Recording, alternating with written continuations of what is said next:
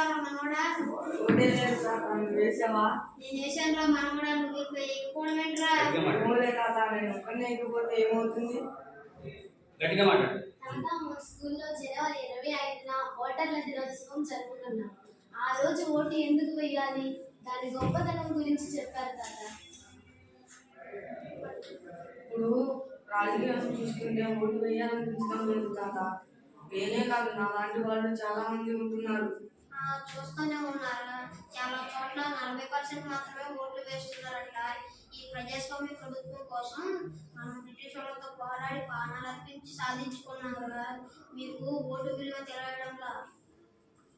మీలాంటి పెద్దవాళ్ళందరూ ఓటు వేస్తున్నారు, కానీ యువకుల్లో ఓటు వేయాలని ఉత్సాహం ఉండడం లేదు. ఓటు అనేది ప్రతి ఒక్కరి స్వేచ్ఛ, స్వాతంత్రాలను తెలియజేసేది. మన ప్రజల బాగోగులను పట్టించుకుని దేశాన్ని అభివృద్ధి పదంలో నడిపే వారిని ఎన్నుకోవడానికి ఓటు ఒక్క ఆయుధం.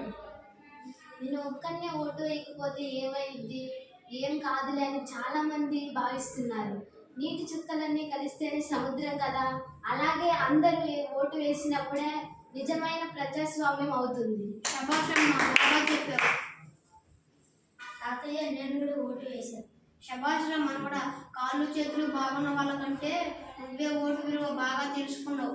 బ్యాలెట్ బుల్లెట్ కన్నా బలమైనదిరా. తాత, నేను కూడా ఓటు వేస్తాను. నాలాగే ఓటు వేయన వాళ్ళందరికీ, బతికించే వాళ్ళందరికీ చెప్తా ఓటు వేయమని. 18 సంవత్సరాలు నిన్న వాళ్ళందరూ తప్పనిసరిగా ఓటు వేయండి. సరైన నాయకుడిని ఎంచుకోండి.